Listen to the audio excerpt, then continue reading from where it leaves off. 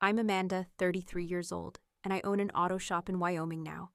I used to be a mechanic in the Army, but these days, it's all about engines and oil changes, and I've built a successful business around it. The thing is, my family has always had this soft spot for my older sister, Lauren. She was always the golden child, the one who could do no wrong. Growing up in our small Oklahoma town, Lauren was the cheer captain, the straight A student, the one who never broke any rules. I was the opposite, always under the hood of a car, always getting grease on the carpet, always tinkering instead of going to dances. Our parents didn't get me. They'd nod politely when I talked about restoring engines or rebuilding transmissions, but then they'd pivot to Lauren's classroom awards. It was like that my whole life. They'd gush over her perfect little family, her high school sweetheart, Chuck, who became her husband, and the kids they had. Meanwhile, I kept trying to get their attention. I joined the Army to prove I could do something big. I opened my own shop to show I was capable, but none of it was ever enough. I'd stand there, watching them laugh over stories about Lauren's kids or her latest project, and I'd feel like an outsider in my own family. So yeah, resentment started to build, and it hurt more each time I tried harder and harder to break through. I'd been thinking about Christmas for months. After I sold my second shop last year, I bought a place in the Bighorn Mountains, secluded, quiet, a real change of pace, a ranch house, fully renovated, 5 bedrooms, a guest barn, and land that went on forever. It was my dream to host Christmas for the first time, finally doing something for the family that wasn't just about what they expected, something that could be mine. I wanted to show them I had it together, that I could pull it off. So I spent weeks planning. I hired a caterer, set up an itinerary, even found a local band to play Christmas carols. I wanted it to be perfect, welcoming, cozy. I thought it'd be a shock, a surprise for them. The whole family, Lauren, Chuck, the kids, my parents, even a few extended relatives I hadn't seen in years. But then, out of nowhere, my mom sent a group text. "This year we're keeping it simple, just Lauren's crew. Hope you understand." I stared at my phone, feeling the weight of it settle deep in my chest. The words weren't new. It wasn't the first time I'd been cut out, but this time it felt different. This time it stung more. I typed back quickly, a curt, "Sure, have fun." That was it. I didn't know what else to say. It wasn't like I was going to beg them to change their minds. I shoved my phone in my pocket, grabbed my coat, and walked out of my office. The cold air hit me hard, but I didn't feel it. I just needed space. I stepped into the shop, hoping the familiar sound of engines and tools would clear my head. Lila was at the counter, organizing some paperwork. She looked up, her brow furrowing when she saw my face. "You okay?" she asked, setting down the papers. I shrugged, trying to brush it off. "Yeah, just family stuff." She didn't buy it. Lila was good at reading people, better than I gave her credit for. She stared at me for a beat, then asked, "What happened?" I let out a breath, rubbing my hand over my face. Same old shit. I planned this whole thing, thought maybe this year would be different. I bought a house, made a whole thing out of it. But no, this year it's just Lauren and her family.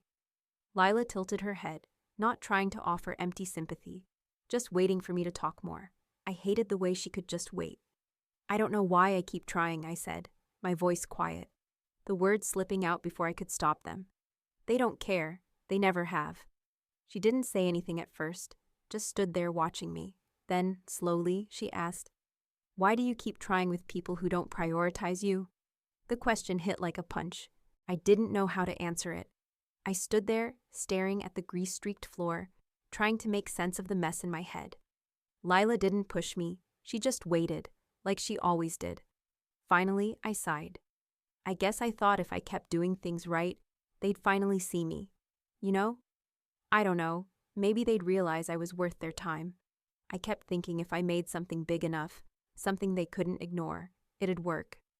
"But it hasn't worked," she said gently. "No," I muttered. "It hasn't, and it never will." Lila gave me a long look, like she was seeing something in me I didn't want to see myself. "You don't need them to see you, Amanda. You've already made something of yourself. You're good. They're the ones who don't see it." Her words stuck with me longer than I wanted them to. I didn't like it, but damn if they didn't make me think. The seed Lila planted kept growing in my mind. And the more I thought about it, the angrier I got. I wasn't the only one left out. I wasn't the only one shoved to the side. I grabbed my phone and called my cousin Beth in Nebraska. We weren't close, but we always exchanged Christmas cards. She'd been the odd one out too. Her family was a mess. Her parents divorced, her siblings scattered, but I knew she'd been trying for years to get back in the fold with ours. When she picked up, I didn't waste time on small talk. "Did your family invite you for Christmas this year?" There was a pause. "No," she said, her voice tight. "They said they were keeping it small, just Lauren's crew." I felt a rush of relief in the anger, knowing I wasn't the only one. "Yeah, same. They told me the same thing," Beth scoffed, and I could practically hear her shaking her head. "What the hell, Amanda? I swear it's always the same with them. What makes Lauren so special?" I laughed bitterly. "You really want to know?" "Yeah, I do." I didn't have an answer, but I was tired of wondering. Instead, I said, "I'm checking with a few other people, see if they got the same treatment. Let me know what you find out." I hung up and dialed Uncle Dale next.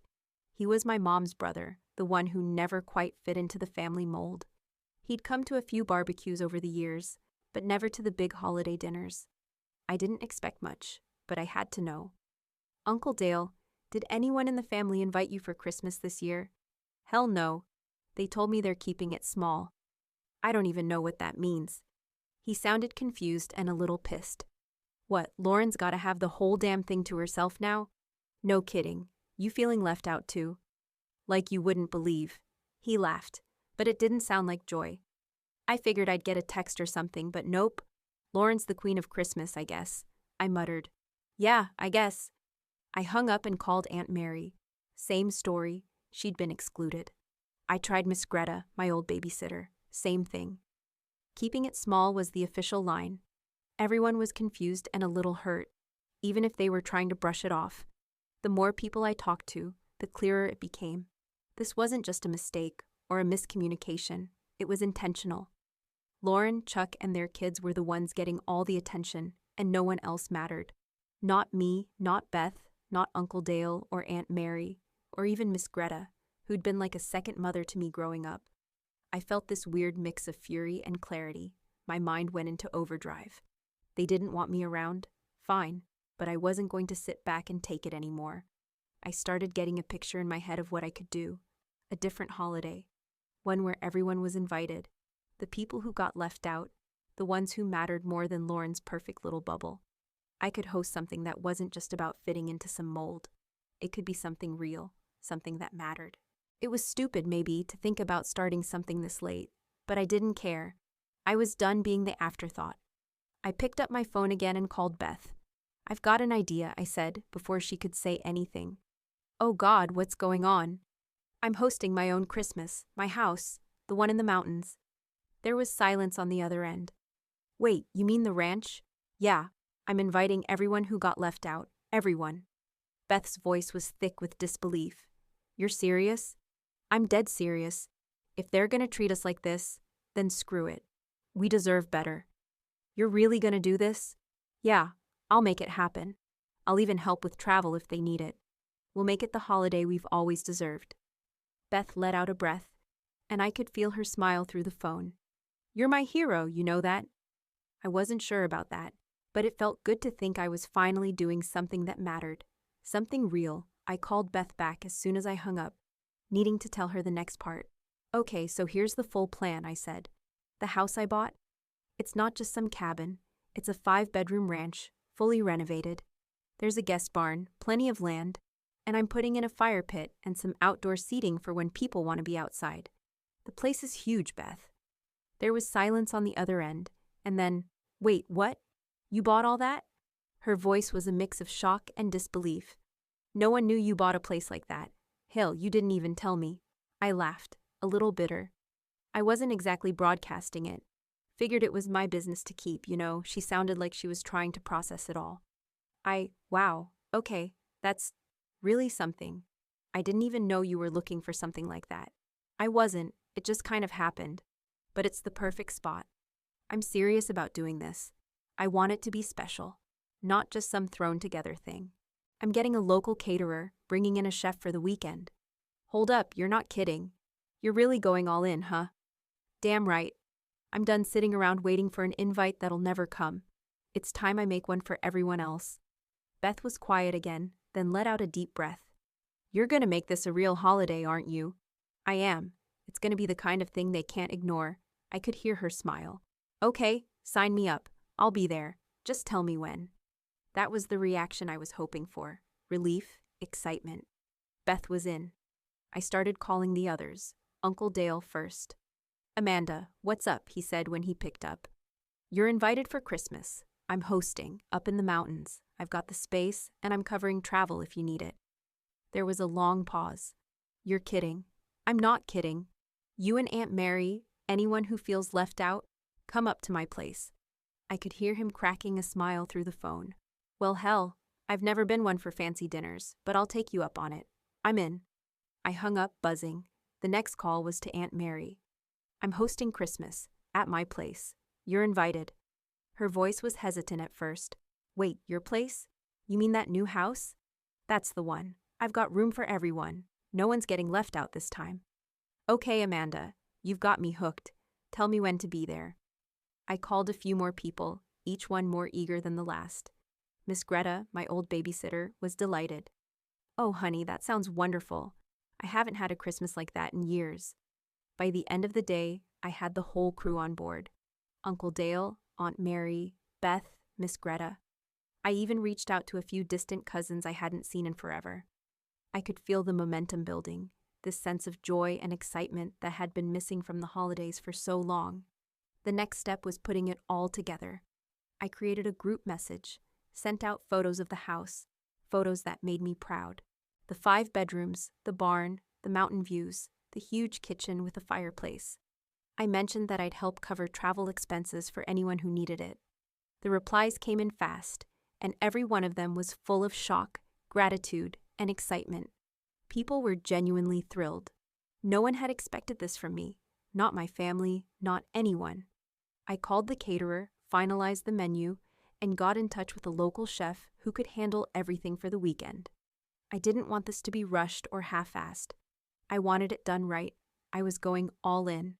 By the end of the night, I was sitting there, phone buzzing with confirmations and messages of gratitude, feeling like I was building something real, something solid. It felt like the start of a new tradition, one that didn't rely on anyone else to tell me when or how it would happen. I wasn't waiting for permission anymore. I was going to make this holiday everything it should have been, no matter what. The next 2 weeks flew by in a blur of lists and phone calls.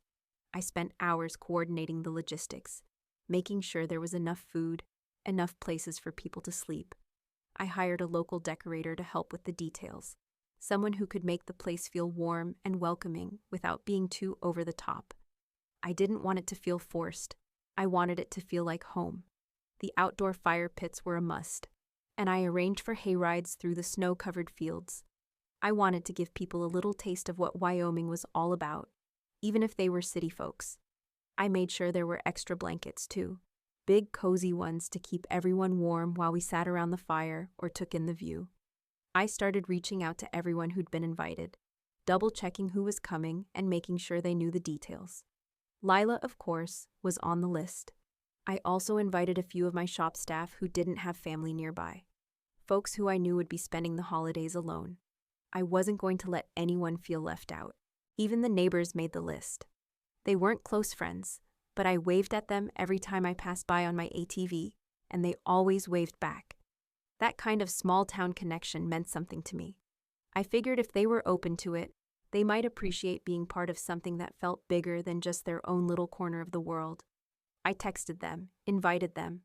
The house itself was coming together. Every room got personal touches, old family photos from the attic, snacks I knew people loved, even blankets embroidered with their names. I wanted it to feel like I had thought about each person who was coming, that this wasn't just a generic holiday. It was their holiday. There was a local musician who did acoustic sets at the local bar, and I hired him to play a few sets during dinner and around the fire pit. I wanted people to feel like they belonged, like they were part of something real. It wasn't about the fancy food or the decorations.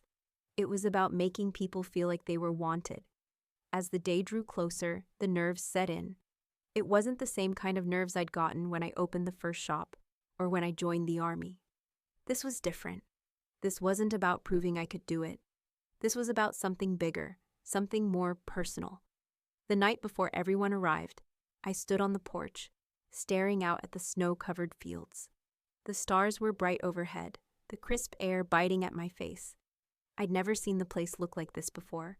Silent, still, full of anticipation.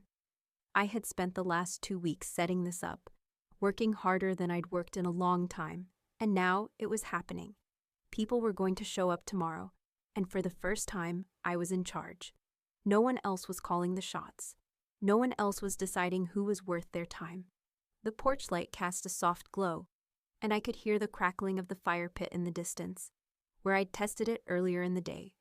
The place was as ready as it would ever be. I felt a sense of pride, but it was more than that. It was relief. I had built something that was mine, something I could finally show off to the people who'd always overlooked me. I didn't need their approval anymore. This was my holiday, and I was going to make sure it was something everyone would remember. I sat down on the porch swing, watching the snow fall, and I let myself feel the weight of everything. Tomorrow, it all began. And no matter what happened, I was finally in control. The first guest arrived early the next morning. It was Beth, pulling up with her 3 kids in tow. They all tumbled out of the car, bundled up in coats, scarves, and hats, their wide eyes taking in the ranch. I stood on the porch, watching them. Beth's jaw dropped when she saw the place. "You own all this?" she asked, her voice a mix of awe and disbelief. I nodded, smiling. "Yep, welcome to my mess." Beth took a few steps forward, her gaze sweeping over the front yard and beyond.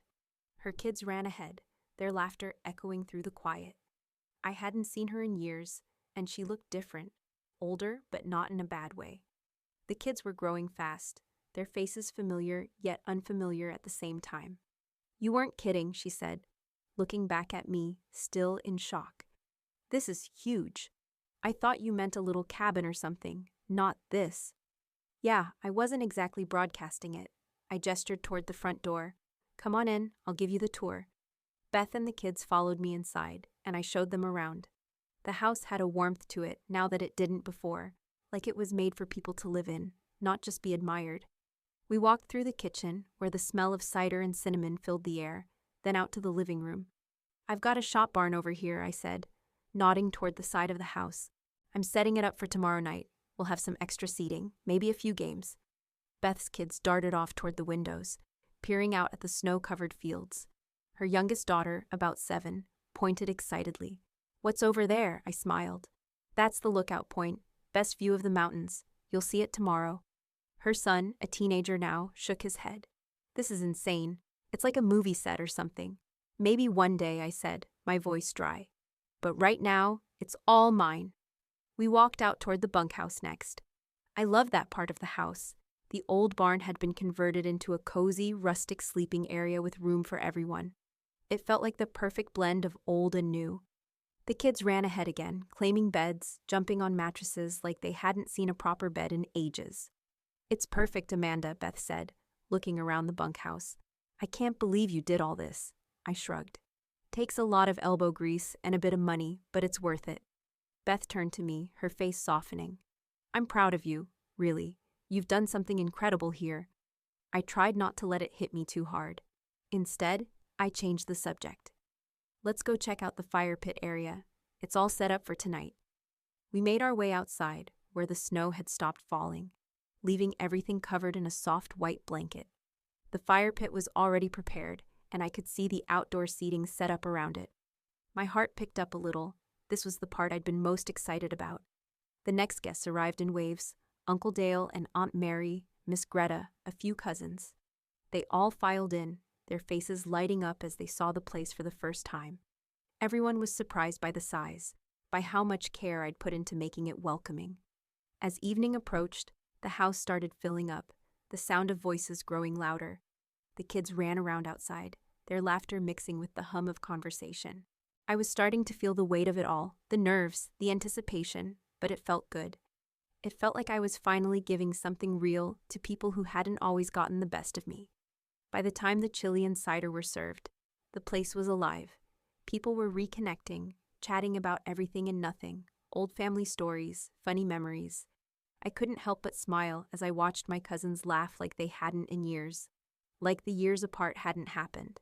Then, just as I thought the night was settling in, I heard a knock at the door.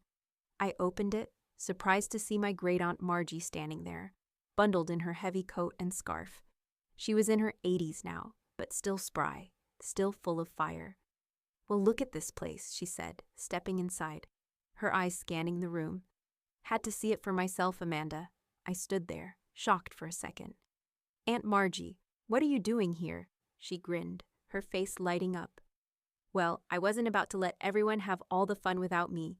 This is a family thing, isn't it?" I laughed, not quite sure what to say, but I was glad she was there. Margie had always been the one to bring a little spark to family gatherings. She wrapped me in a tight hug. "You did good, kid. Real good." I didn't have the words to respond, so I just hugged her back. The night had started off casual, chili, cider, some easy conversations. But the more people arrived, the more it felt like we were building something that would last. And for the first time in a long time, I wasn't the one on the outside looking in. I was right there in the middle of it.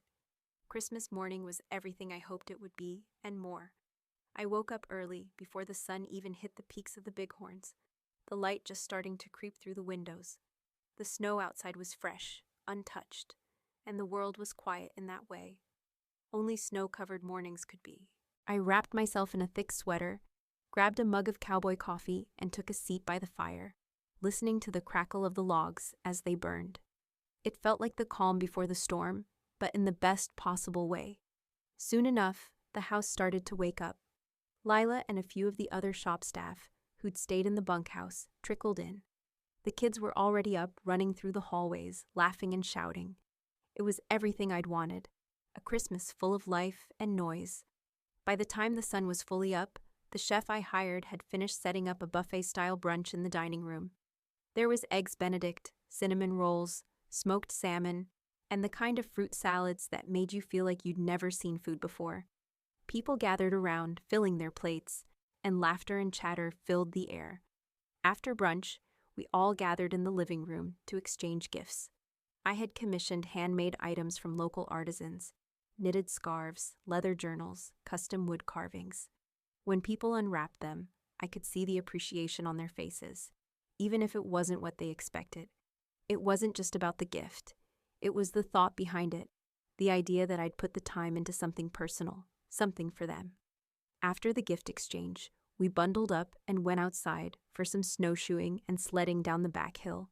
The kids were ecstatic, running wild with the energy that only kids have at Christmas.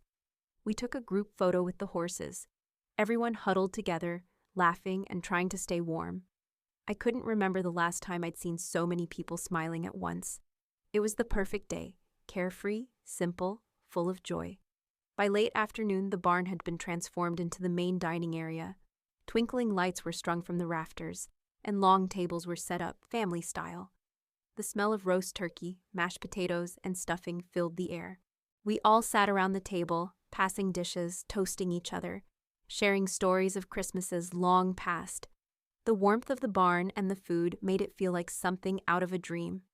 As we dug into dinner, Margie stood up, raising her glass.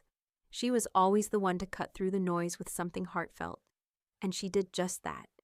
"Here's to Amanda," she said, her voice steady but full of emotion, "for reminding us what family is supposed to feel like. We've all gotten a little lost over the years, but this is what it's really about. You've made something special, kid, something we can remember." My throat tightened. I didn't expect to feel so much, but hearing her say it, hearing the gratitude in her voice, it hit me harder than I thought it would. I raised my glass, not sure what to say except, "Thanks, Margie. That means a lot." Just as I was starting to feel the weight of the moment, someone spotted a truck pulling up outside. It was an old, beat-up red pickup that wasn't familiar to me. I didn't think much of it at first, until I saw who stepped out. It was my grandmother.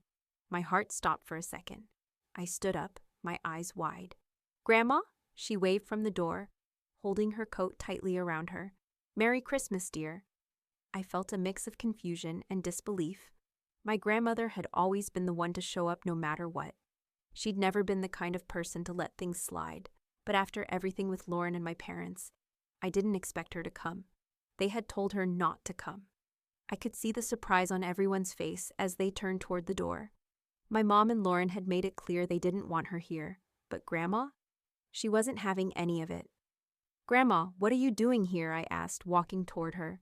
She just smiled, shaking her head. "Had to see it for myself," she said, her voice full of defiance. "You did a good thing, Amanda. I'm proud of you." Before I could say anything else, I heard a phone buzz in the background. A few people pulled out their phones, checking their messages, and I could see the tension shift in the room. A couple of seconds later, my phone buzzed too. It was a text from Mom. "Why is Grandma there?" I didn't answer right away. Another message popped up. "You're making us look bad." My heart dropped into my stomach, but I didn't look at the text. Not yet.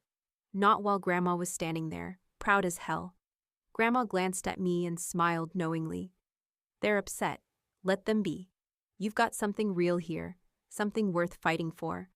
The room was quiet for a second, and I could feel all the eyes on me. My parents were clearly not happy, but Grandma? She wasn't going anywhere. "Grandma," I said softly, "I'm glad you're here." She just grinned.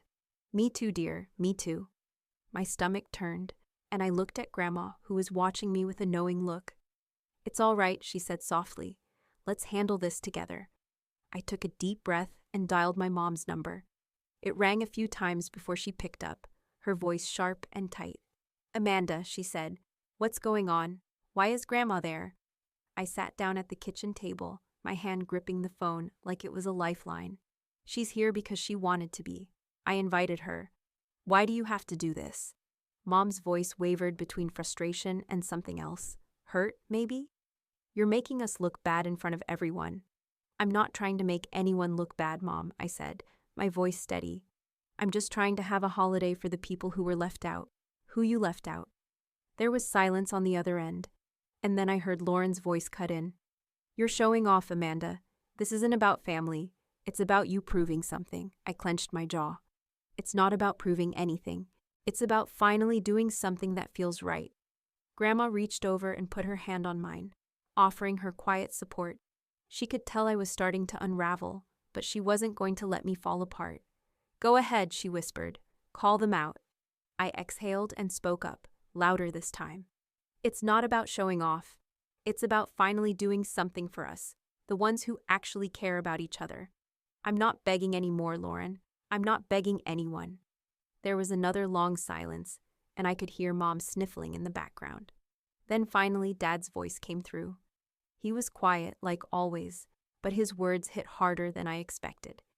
"We didn't know how to support you," he said, his voice thick. "We didn't know what you needed." I felt my throat tighten. I didn't expect him to say that. Not after all these years of silence, of walking on eggshells. "You could have tried, Dad," I whispered. "You could have shown me." There was a pause. Grandma squeezed my hand, and I could feel her strength filling the empty spaces.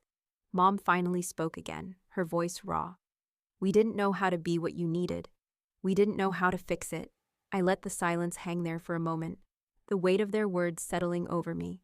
I wasn't sure what I expected, but it wasn't this moment where everything felt like it might finally crack open. "Maybe it's too late to fix everything," I said quietly, "but we can still move forward. We don't have to be stuck in the past. We can try to be better." There was another long pause, and then Mom started crying, quietly at first, like she didn't want anyone to hear. "I'm sorry," she choked out. "I'm so sorry, Amanda. I didn't know how to be there for you." I didn't know what to say to that. The words were stuck in my throat. I looked at Grandma, and she nodded slightly, like she understood everything that was happening. She gave me a gentle push, like she was telling me to keep going. "It's not about being perfect," I said, my voice cracking. "It's about showing up. It's about being real." I could hear Dad's voice in the background, quiet but clear. "We'll try, Amanda. We'll try to do better." It was the first real admission I'd ever gotten from them, and in that moment, it felt like the whole world shifted just a little bit. Not everything was fixed, but it was a start. I looked at Grandma, who was watching me with that proud, steady gaze. "See," she whispered. "They're listening now." I nodded, my heart still raw, but lighter than it had been in a long time. Yeah, I think they are. The morning after the confrontation, everything felt different.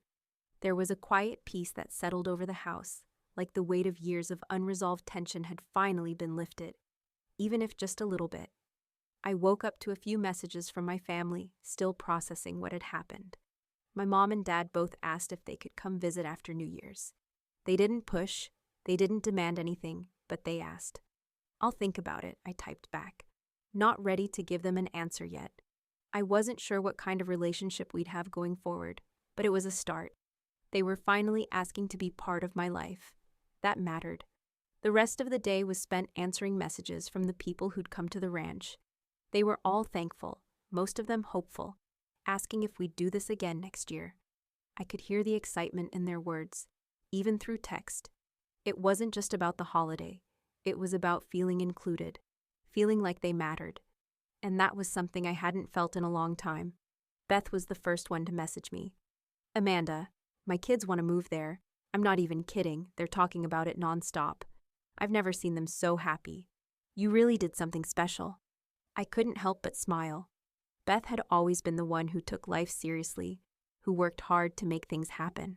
To hear her talk about her kids, how they felt like they belonged for once, was everything I wanted out of this. Then came the social media posts. A few pictures started popping up, the ones we'd taken the day before. The group photo with the horses, kids sledding down the hill, the laughter around the fire pit. People were tagging me in their posts, sharing how amazing the holiday had been. And the comments started flooding in. So many people were shocked. So many people were moved by the gathering. It felt like the world was finally seeing the side of me I had always tried to hide. The one that cared about family, about creating memories. It felt good. But the one message that really hit me came from Lauren, a text that was short and unexpected. I was always jealous of you. I just didn't know how to admit it. I stared at the words for a while, reading them over and over. Jealous? Of me? The thought felt foreign. Lauren, the golden girl, the one who never made mistakes, the one who had everything together, jealous of me? It didn't sit right, but at the same time, I couldn't shake the feeling that maybe this was the first honest thing she'd said to me in years. I didn't reply immediately. I couldn't. Part of me wanted to ask her why, wanted to dig into all the things we hadn't talked about, all the things I had felt growing up but never said. But another part of me wasn't ready to go there, not yet. Maybe someday, but not today. Instead, I let the silence settle over me. I thought about what healing could look like. I thought about the years of resentment, of trying to fit into a mold that was never meant for me. Maybe I could move past it.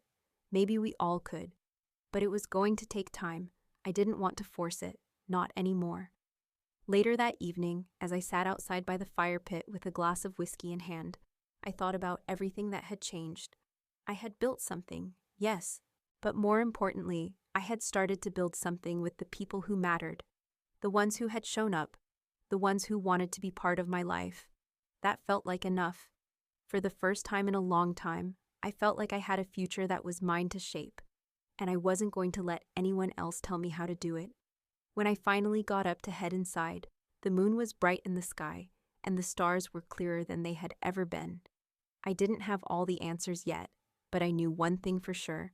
The past was behind me, and whatever came next, I was ready for it. A week later, I invited my parents, Lauren, and Grandma up for a low-key weekend in January. No fanfare, no big holiday meals, just a chance to spend time together, try to build something that wasn't so fractured. I wasn't sure what would come of it, but I felt like I owed it to myself, and to them, to at least give it a shot. They arrived on a Saturday afternoon, the sky gray and heavy with the threat of more snow. They looked out of place at first, like they didn't quite know what to make of the place. Lauren seemed the most uncomfortable, her eyes flicking nervously from room to room, clearly unsure of how to act. I led them through the house. This time, I didn't hold back. I didn't downplay my success or hide the fact that I had worked my ass off to make this place mine. When we got to the barn, I pointed out the shop space I had built for myself, where I worked on personal projects and ran some side business ventures. This is where I tinker, I said, when I'm not fixing cars or running the shop. Keeps me sane. Lauren was quiet, but I could tell something was shifting. She didn't try to hide the surprise in her voice when she said, "I never knew you had all of this. I don't think I ever really understood what you did." It was a quiet admission, but it was an opening. And it was the first time in a long while I'd felt like we were on equal footing. Later, Dad and I went out to the garage. He asked questions about my business, real questions. How do you keep everything running when you're juggling so much? I paused for a second, not sure how to explain the balancing act of it all. It's a lot of work, more than I ever expected, but it's worth it. He nodded, his eyes narrowing with interest. And you like it? This shop, this business? I do, I said, feeling a little lighter with every word. I like that it's mine. I like that I built it from the ground up. We talked for hours about engines, tools, repairs. I didn't have to explain myself to him the way I used to. He was finally listening, really listening. I wasn't just the daughter who fixed things. I was the businesswoman who had made a life for herself. Mom, on the other hand, stayed quiet for most of the day. She followed us from room to room, her expression unreadable, watching everything closely. It wasn't like her usual overbearing presence, but it wasn't comfortable either. It felt like she was absorbing everything without judgment, or maybe she just didn't know how to process it all yet. At dinner that night, after the plates were cleared and the conversation had lulled, Mom spoke up. "We were wrong," she said, her voice soft but firm. "We see it now. We should have supported you from the start. We didn't know how." I wasn't sure what to say. For so long, I'd felt like I was begging for their approval, but hearing Mom finally say it, hearing her admit what I'd felt for so long, felt like a weight lifting off my shoulders. There wasn't a clean fix. I wasn't suddenly going to be the perfect daughter they expected, and they weren't going to be the parents I had always hoped for. But it was a start, and that was more than I had ever gotten before. As they were getting ready to leave, Mom hesitated by the door. "Next Christmas, let's all be here," she said, her voice steady but tentative. "If you'll have us." I looked at her for a long moment, then nodded. "We'll see." When the door clicked shut behind them, I leaned against it, finally feeling the peace I had been searching for. It wasn't perfect, but it was real. And that was enough for now.